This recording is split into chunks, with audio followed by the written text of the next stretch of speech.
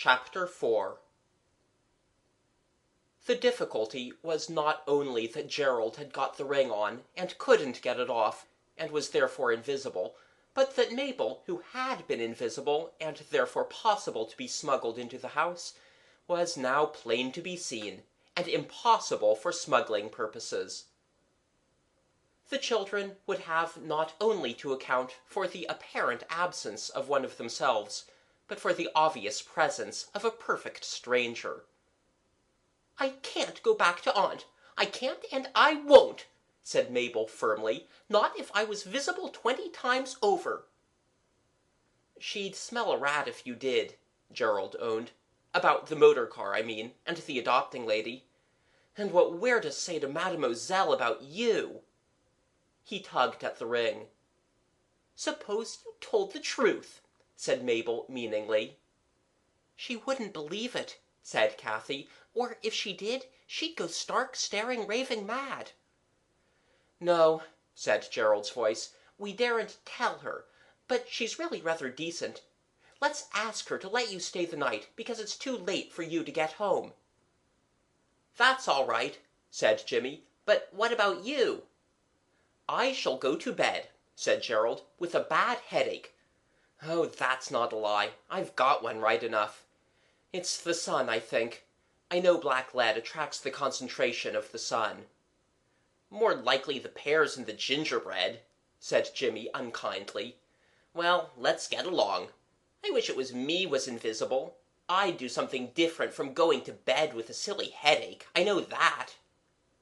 "What would you do?" asked the voice of Gerald just behind him.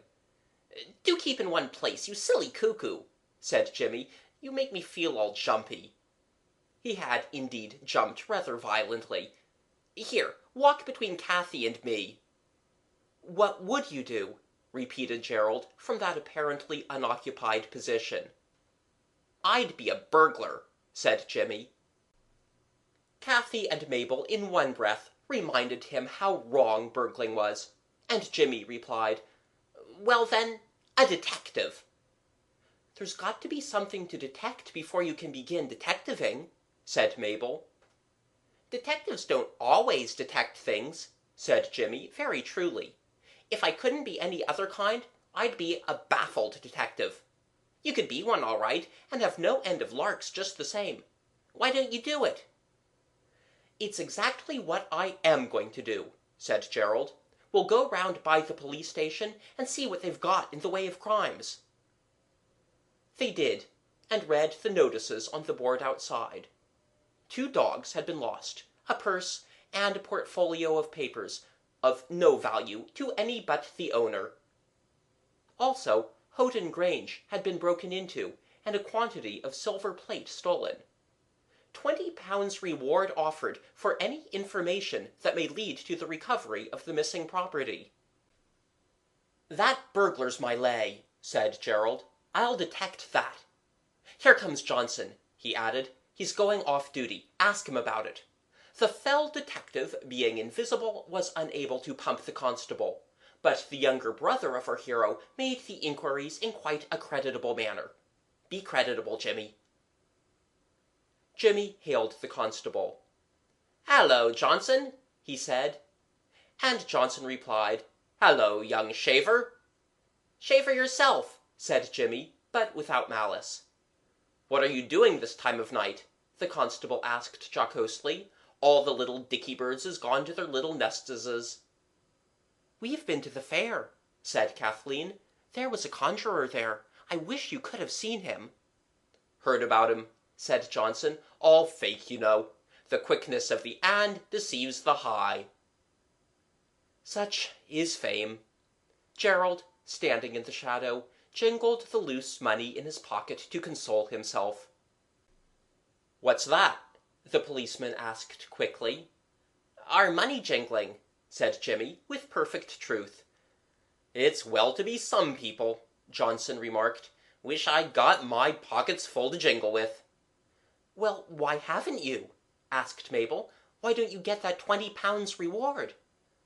"I'll tell you why I don't. Because in this 'ere realm of liberty and Britannia ruling the waves, You ain't allowed to arrest a chap on suspicion, even if you know perfectly well who done the job." "What a shame," said Jimmy warmly. "And who do you think did it?" "I don't think. I know." Johnson's voice was ponderous as his boots. "It's a man what's known to the police on account of a heap o' crimes he's done, but we never can't bring it 'ome to him, nor yet get sufficient evidence to convict." "Well," said Jimmy, "when I've left school, I'll come to you and be apprenticed, and be a detective. Just now, I think we'd better get home and detect our supper. Good night." They watched the policeman's broad form disappear through the swing door of the police station, and as it settled itself into quiet again, the voice of Gerald was heard complaining bitterly. "You've no more brains than a halfpenny bun," he said. "No details about how and when the silver was taken." "But he told us he knew," Jimmy urged. "Yes, that's all you've got out of him, a silly policeman's silly idea. Go home and detect your precious supper. That's all you're fit for." "What'll you do about supper?" Mabel asked. "Buns," said Gerald. "Halfpenny buns. They'll make me think of my dear little brother and sister. Perhaps you've got sense to buy buns. I can't go into a shop in this state." "Don't you be so disagreeable," said Mabel with spirit. "We did our best. If I were Kathy, you should whistle for your nasty buns." "If you were Kathy, the gallant young detective would have left home long ago. Better the cabin of a tramp steamer than the best family mansion that's got a brawling sister in it," said Gerald. "You are a bit of an outsider at present, my gentle maiden. Jimmy and Kathy know well enough when their bold leader is chafing and when he isn't." "Not when we can't see your face, we don't," said Kathy, in tones of relief. "I really thought you were in a flaring wax, and so did Jimmy, didn't you?" "Oh, rot," said Gerald. "Come on, this way to the bun shop." They went, and it was while Kathy and Jimmy were in the shop, and the others were gazing through the glass at the jam tarts and Swiss rolls and Victoria sandwiches and Bath buns under the spread yellow muslin in the window, that Gerald discoursed in Mabel's ear of the plans and hopes of one entering on a detective career. "I shall keep my eyes open tonight, I can tell you," he began. "I shall keep my eyes skinned and no jolly air. The invisible detective may not only find out about the purse and the silver, but detect some crime that isn't even done yet. And I shall hang about until I see some suspicious-looking characters leave the town, and follow them furtively and catch them red-handed with their hands full of priceless jewels, and hand them over."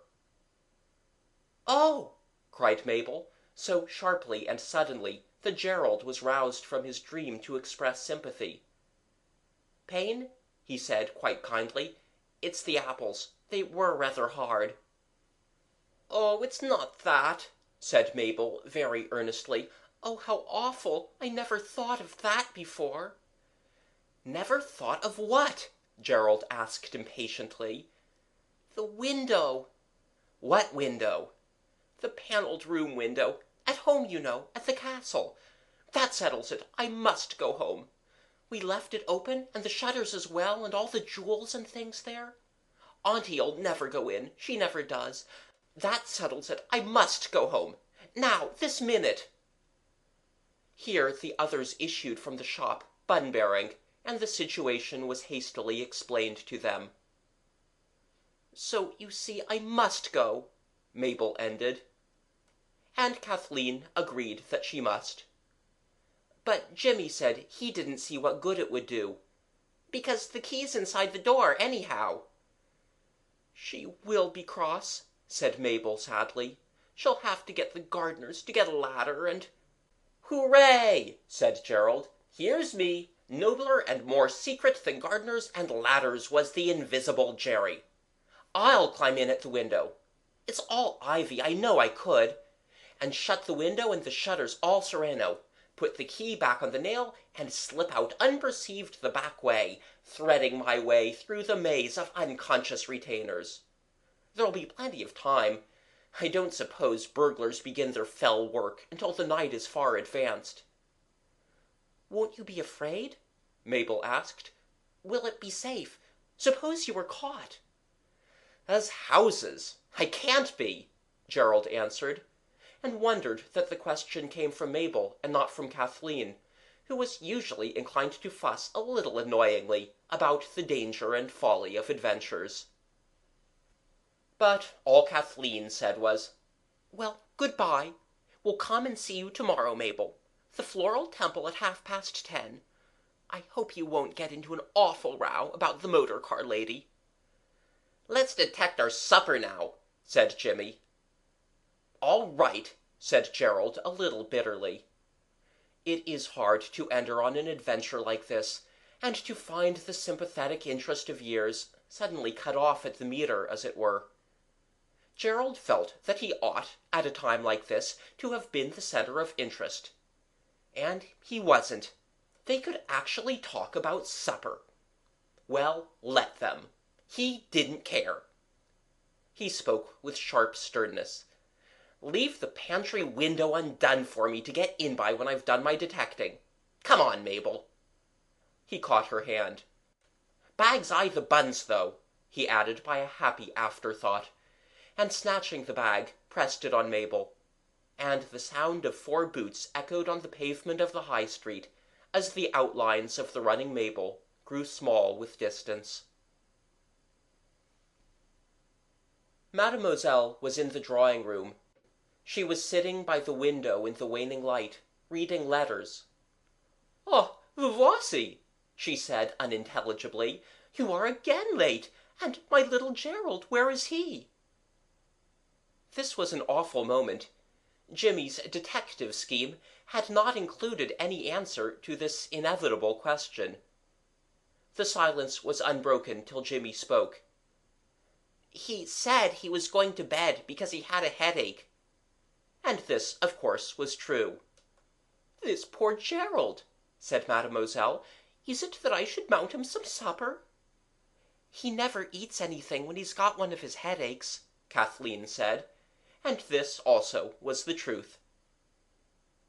Jimmy and Kathleen went to bed, wholly untroubled by anxiety about their brother, and Mademoiselle pulled out the bundle of letters, and read them amid the ruins of the simple supper.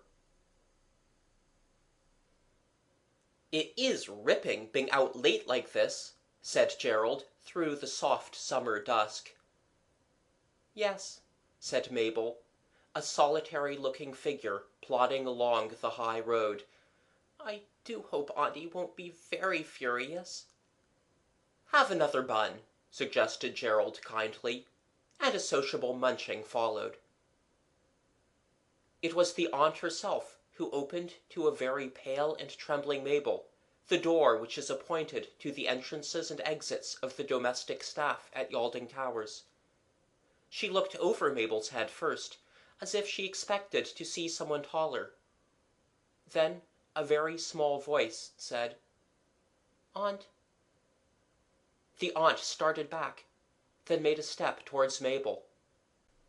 "You naughty, naughty girl!" she cried angrily. "How could you give me such a fright? I've a good mind to keep you in bed for a week for this, miss. Oh, Mabel, thank heaven you're safe!" And with that, the aunt's arms went round Mabel, and Mabel's round the aunt, in such a hug as they had never met in before. "But you didn't seem to care a bit this morning," said Mabel, when she had realized that her aunt really had been anxious, really was glad to have her safe home again.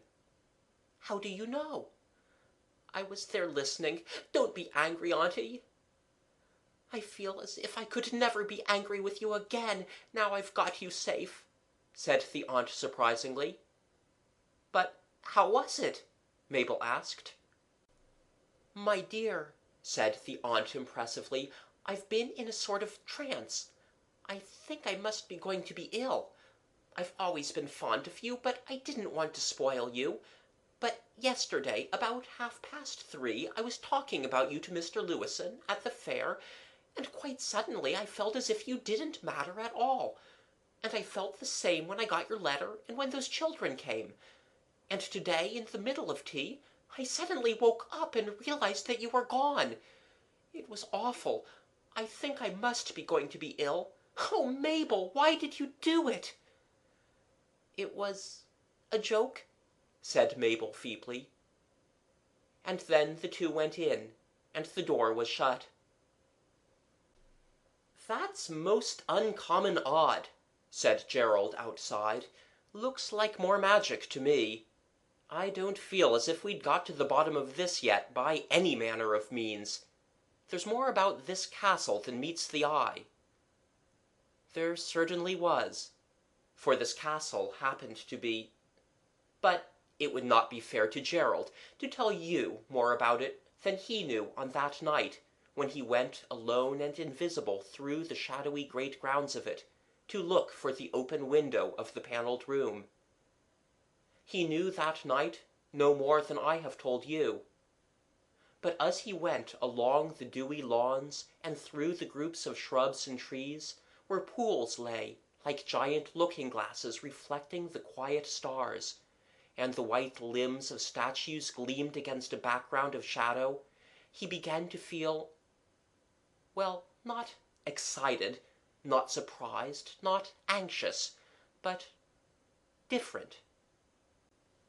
The incident of the invisible princess had surprised, the incident of the conjuring had excited, and the sudden decision to be a detective had brought its own anxieties.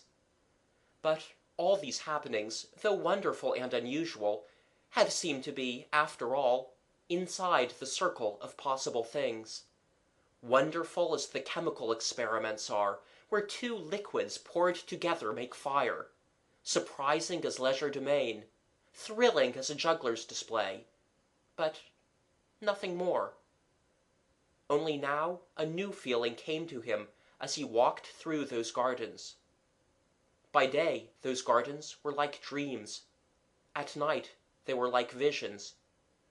He could not see his feet as he walked, but he saw the movement of the dewy grass blades that his feet displaced. And he had that extraordinary feeling, so difficult to describe and yet so real and so unforgettable. The feeling that he was in another world that had covered up and hidden the old world, as a carpet covers a floor. The floor was there all right, underneath, but what he walked on was the carpet that covered it. And that carpet was drenched in magic, as the turf was drenched in dew. The feeling was very wonderful. Perhaps you will feel it some day. There are still some places in the world where it can be felt, but they grow fewer every year. The enchantment of the garden held him. "I'll not go in yet," he told himself. "It's too early, and perhaps I shall never be here at night again. I suppose it is the night that makes everything look so different." Something white moved under a weeping willow. White hands parted the long, rustling leaves. A white figure came out, a creature with horns and goat's legs, and the head and arms of a boy. And Gerald was not afraid. That was the most wonderful thing of all, though he would never have owned it. The white thing stretched its limbs, rolled on the grass, righted itself, and frisked away across the lawn. Still something white gleamed under the willow. 3 steps nearer, and Gerald saw that it was the pedestal of a statue. Empty. "They come alive," he said, and another white shape came out of the temple of Flora and disappeared in the laurels. "The statues come alive." There was a crunching of the little stones in the gravel of the drive. Something enormously long and darkly grey came crawling towards him, slowly, heavily. The moon came out just in time to show its shape. It was one of those great lizards that you see at the Crystal Palace, made in stone, of the same awful size which they were millions of years ago, when they were masters of the world, before man was. "It can't see me," said Gerald. "I am not afraid. It's come to life too. As it writhed past him, he reached out a hand and touched the side of its gigantic tail. It was of stone. It had not come alive, as he had fancied, but was alive in its stone. It turned, however, at the touch, but Gerald also had turned, and was running with all his speed towards the house. Because at that stony touch, fear had come into the garden and almost caught him. It was fear that he ran from, and not the moving stone beast. He stood panting under the 5th window. When he had climbed to the window ledge by the twisted ivy that clung to the wall, he looked back over the grey slope. There was splashing at the fish pool that had mirrored the stars. The shape of the great stone beast was wallowing in the shallows among the lily pads. Once inside the room, Gerald turned for another look. The fish pond lay still and dark, reflecting the moon. Through a gap in the drooping willow, the moonlight fell on a statue that stood calm and motionless on its pedestal. Everything was in its place now in the garden. Nothing moved or stirred. "How extraordinarily rum," said Gerald. "I shouldn't have thought you could go to sleep, walking through a garden and dream like that." He shut the window, lit a match, and closed the shutters. Another match showed him the door. He turned the key, went out, locked the door again, hung the key on its usual nail, and crept to the end of the passage. Here he waited, safe in his invisibility, till the dazzle of the matches should have gone from his eyes, and he be once more able to find his way by the moonlight that fell in bright patches on the floor through the barred, unshuttered windows of the hall. "Wonder where the kitchen is," said Gerald. He had quite forgotten that he was a detective. He was only anxious to get home, and tell the others about that extraordinarily odd dream that he had had in the gardens. "I suppose it doesn't matter what doors I open. I'm invisible all right still, I suppose. Yes, can't see my hand before my face." He held up a hand for the purpose. "Here goes." He opened many doors, wandered into long rooms with furniture dressed in brown holland covers that looked white in that strange light, rooms with chandeliers hanging in big bags from the high ceilings, rooms whose walls were alive with pictures, rooms whose walls were deadened with rows on rows of old books, state bedrooms, in whose great plumed four-posters Queen Elizabeth had no doubt slept. That queen, by the way, must have been very little at home, for she seems to have slept in every old house in England. But he could not find the kitchen. At last a door opened on stone steps that went up. There was a narrow stone passage, steps that went down, a door with a light under it. It was, somehow, difficult to put one's hand to that door and open it. "Nonsense," Gerald told himself. "Don't be an ass. Are you invisible or aren't you?" Then he opened the door, and someone inside said something in a sudden rough growl. Gerald stood back, flattened against the wall, as a man sprang to the doorway and flashed a lantern into the passage. "All right," said the man, with almost a sob of relief. "It was only the door swung open. It's that heavy, that's all." "Blow the door," said another growling voice. "Blessed if I didn't think it was a fair cop that time." They closed the door again. Gerald did not mind. In fact, he rather preferred that it should be so. He didn't like the look of those men. There was an air of threat about them. In their presence, even invisibility seemed too thin a disguise. And Gerald had seen as much as he wanted to see. He had seen that he had been right about the gang. By wonderful luck, Beginner's luck, a card player would have told him. He had discovered a burglary on the very first night of his detective career. The men were taking silver out of 2 great chests, wrapping it in rags, and packing it in baize sacks. The door of the room was of iron 6 inches thick. It was, in fact, the strong room, and these men had picked the lock. The tools they had done it with lay on the floor, on a neat cloth roll, such as wood carvers keep their chisels in. "Hurry up," Gerald heard. "You needn't take all night over it." The silver rattled slightly. "You're a rattling of them trays like bloomin' castanets," said the gruffest voice. Gerald turned and went away, very carefully and very quickly.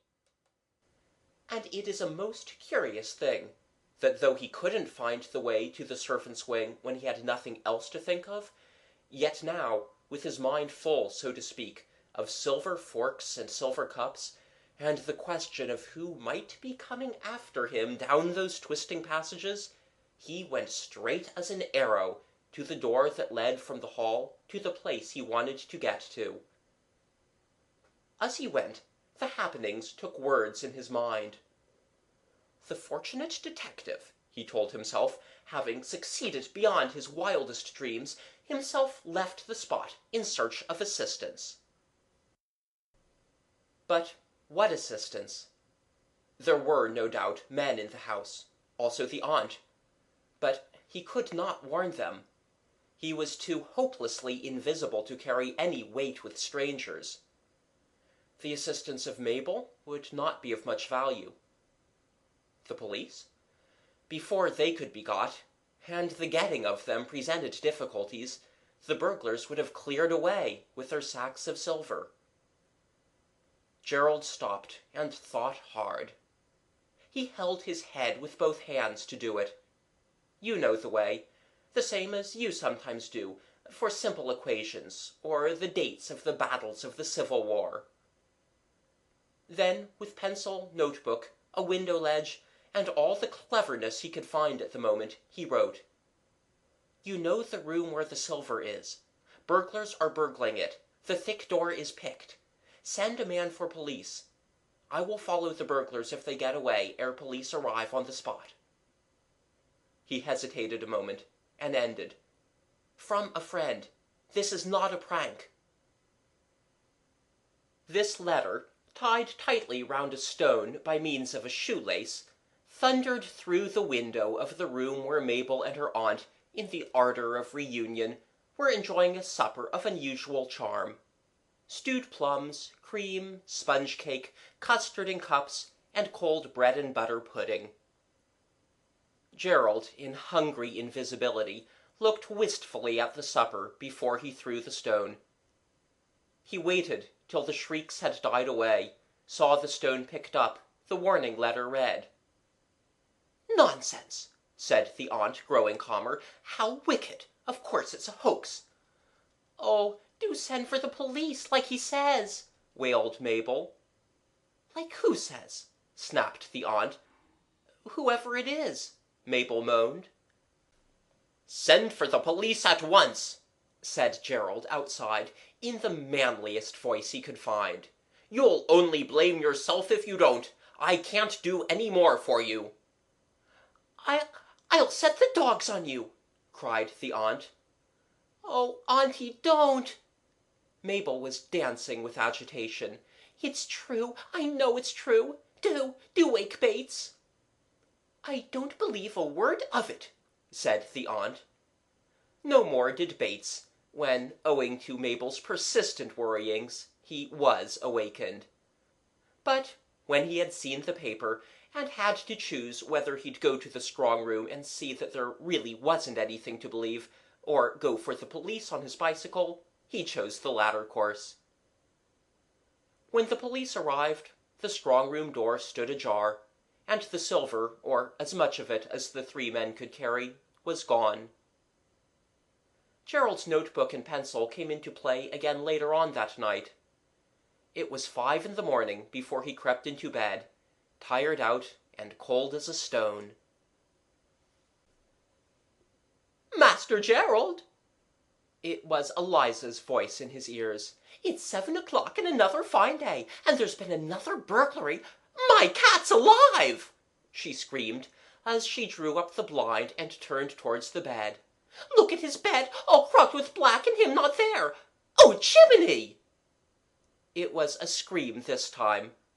Kathleen came running from her room. Jimmy sat up in his bed and rubbed his eyes. "Whatever is it?" Kathleen cried. "I don't know when I 'ad such a turn." Eliza sat down heavily on a box as she spoke. "First thing his bed all empty and black as the chimney back and him not in it. And then when I looks again he is in it all the time. I must be going silly. I thought as much when I heard them haunting angel voices yesterday morning. But I'll tell Mamselle of you, my lad, with your tricks, you may rely on that. Blacking yourself all over, and crocking up your clean sheets and pillowcases. It's going back of beyond, this is." "Look here," said Gerald slowly. "I'm going to tell you something." Eliza simply snorted, and that was rude of her. But then she had had a shock, and had not got over it. "Can you keep a secret?" asked Gerald, very earnest through the grey of his partly rubbed off black lead. "Yes," said Eliza. "Then keep it, and I'll give you 2 bob." "But what was you going to tell me?" "That, about the 2 bob and the secret, and you keep your mouth shut." "I didn't ought to take it," said Eliza, holding out her hand eagerly. "Now you get up, and mind you wash all the corners, Master Gerald." "Oh, I'm so glad you're safe," said Kathleen when Eliza had gone. "You didn't seem to care much last night," said Gerald coldly. "I can't think how I let you go. I didn't care last night, but when I woke this morning and remembered—" "There, that'll do. It'll come off on you," said Gerald through the reckless hugging of his sister. "How did you get visible?" Jimmy asked. "It just happened when she called me. The ring came off." "Tell us all about everything," said Kathleen. "Not yet," said Gerald mysteriously. "Where's the ring?" Jimmy asked after breakfast. "I want to have a try now." I forgot it," said Gerald. "I expect it's in the bed somewhere." But it wasn't. Eliza had made the bed. "I'll swear there ain't no ring there," she said. "I should have seen it if there had been." End of chapter 4.